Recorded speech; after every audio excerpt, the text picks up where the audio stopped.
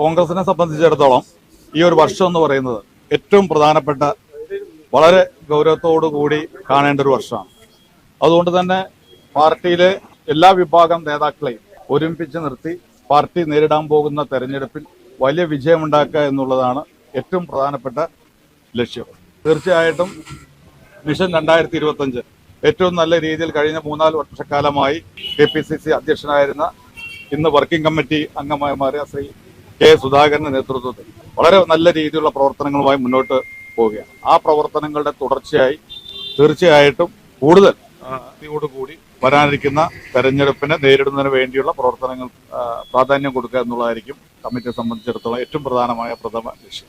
തെരഞ്ഞെടുപ്പ് രംഗത്ത് ഉത്തരവാദിത്തം ഏൽപ്പിക്കുന്നു, നമ്മൾ നടപ്പാക്കുന്നു. ഇത്തരം കാര്യങ്ങളിൽ പല ഘടകങ്ങൾ അതിനകത്തുണ്ട്. ആ ഘടകങ്ങളെ വെച്ചുകൊണ്ടാണ് നേതൃത്വം ഇത്തരം തീരുമാനമൊക്കെ എടുക്കുന്നത്. തെരഞ്ഞെടുപ്പ് രംഗത്ത് വരുന്ന ഉത്തരവാദിത്തം ആരായാലും കോൺഗ്രസിനകത്ത് ഒരുപാട് നേതാക്കൾ നല്ല രീതിയിൽ കാര്യങ്ങൾ, സംഘടനാപരമായ കാര്യങ്ങൾ നടത്തുവാനും തെരഞ്ഞെടുപ്പ് രംഗത്ത് പ്രവർത്തിക്കുവാനും തെരഞ്ഞെടുപ്പിനെ വിജയത്തിലെത്തിക്കാനും കഴിവുള്ള ഒരുപാട് നേതാക്കളുണ്ട്. പക്ഷെ ചില പരിമിതികളുള്ളതുകൊണ്ട് നേതൃത്വം ചില രീതിയിൽ സെലക്ട് ചെയ്യുന്നു എന്ന് മാത്രമേ. ഞങ്ങളെ സംബന്ധിച്ചിടത്തോളം നിലമ്പൂരിന്റെ തെരഞ്ഞെടുപ്പ് പ്രവർത്തനത്തെ 1-ാം ഘട്ടം പൂർണ്ണമായി ഇതിനകം കഴിഞ്ഞു. യഥാർത്ഥത്തിൽ 263 ബൂത്തുകളിലും ബൂത്ത് കമ്മിറ്റി ഫോർമേഷൻ കഴിഞ്ഞു. ഏറ്റവും പ്രധാനപ്പെട്ട കാര്യം അതാണ്. ഞങ്ങൾ നിയോജകമണ്ഡലം തലത്തിലുള്ള നേതാക്കളുടെ UDF തല നേതാക്കളുടെ യോഗം, പഞ്ചായത്ത് തലത്തിലുള്ള നേതാക്കളുടെ യോഗം, അത് കഴിഞ്ഞ് ഏതാണ്ട് 59 ബൂത്തുകൾ ഇത്തവണ കൂടുതലാണ്. പക്ഷെ ഇതിനകത്ത് തന്നെ 263 ബൂത്തുകളിലും ഞങ്ങൾ UDFന്റെ ബൂത്ത് കമ്മിറ്റികൾ നിലവിൽ വന്നു. ഏത് സമയത്താണോ തെരഞ്ഞെടുപ്പ് പ്രഖ്യാപിക്കുന്നത് ആ ദിവസം തന്നെ ഞങ്ങൾക്ക് സ്ഥാനാർത്ഥിയെ പ്രഖ്യാപിക്കാൻ കഴിയുന്ന രീതിയിൽ മുന്നോട്ട് പോവുകയാണ്. പ്രഖ്യാപിക്കുന്ന ദിവസം മുതൽ തന്നെ ഈ 263 ബൂത്തുകളിലും UDFന്റെ പ്രവർത്തനങ്ങൾ അതിശക്തമായ രീതിയിൽ തുടങ്ങാൻ കഴിയുന്ന രീതിയിൽ പാർട്ടി UDF ശക്തമാണ്.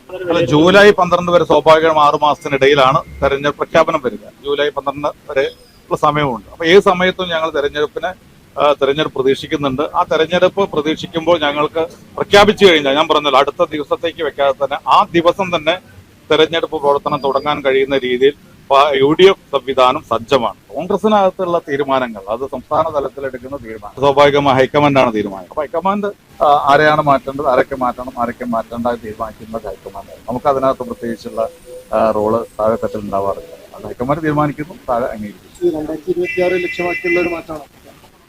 2026 ഏറ്റവും പ്രധാനപ്പെട്ടതാണ്. 2025 അതിലേറെ പ്രധാനപ്പെട്ടതാണ്. കാരണം തദ്ദേശ സ്വയംഭരണ സ്ഥാപനങ്ങളിലെ തെരഞ്ഞെടുപ്പ് സാധാരണ പ്രവർത്തകർക്ക് അധികാരത്തിലേക്ക്, ത്രിതല പഞ്ചായത്തുകളുടെ വിവിധ തലങ്ങൾ അധികാരത്തിൽ വരാൻ കഴിയുന്ന ഒരു അവസരമാണ്. അപ്പൊ അതിനെ ഒരുക്കുക എന്നുള്ളതാണ് ഏറ്റവും പ്രധാനപ്പെട്ട കാര്യം. അത് കഴിഞ്ഞ് 2026 നിയമസഭാ തെരഞ്ഞെടുപ്പ് 10 വർഷക്കാലത്തെ പിണറായി വിജയൻ ഗവൺമെന്റിൽ നിന്നൊരു മോചനം കേരളത്തിലെ ജനങ്ങൾ ആഗ്രഹിക്കുന്നു. അപ്പോൾ ആ ജനങ്ങളുടെ ആഗ്രഹം അത് സബലീകരിക്കുന്നതിന് വേണ്ടി UDF ഏറ്റവും ശക്തമായ രീതിയിൽ ജനങ്ങളുടെ വികാരം ഉൾക്കൊണ്ട് പ്രവർത്തിച്ച് UDF ഗവൺമെന്റിനെ അധികാരത്തിൽ കൊണ്ടുവരിക എന്നുള്ളതാണ് ഞങ്ങളുടെയൊക്കെ ലക്ഷ്യം. ഒരിക്കലുമില്ല, ഒരു കാലഘട്ടത്തിലും ഇല്ലാത്ത രീതിയിൽ UDFന്റെ പ്രവർത്തകർ ഈ 9 വർഷക്കാലത്തെ ഇടതുപക്ഷ ഭരണം കൊണ്ട് ഏറ്റവും ബുദ്ധിമുട്ട് അനുഭവിക്കുകയാണ്. എന്ത് വിട്ടുവീഴ്ച ചെയ്താലും ശരി, ത്രിതല പഞ്ചായത്തുകൾ വലിയ രീതിയിലുള്ള വിജയം ഉണ്ടാവണമെന്ന് UDFന്റെ പ്രവർത്തകർ ആഗ്രഹിക്കുന്നു.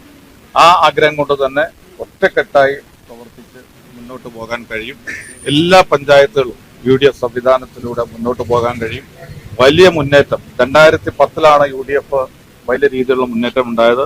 ഈ ഒരു തെരഞ്ഞെടുപ്പ് അതിനേക്കാൾ വലിയ മുന്നേറ്റം ഉണ്ടാക്കാൻ കഴിയുന്ന തദ്ദേശ സ്വയംഭരണ തെരഞ്ഞെടുപ്പായിരിക്കും.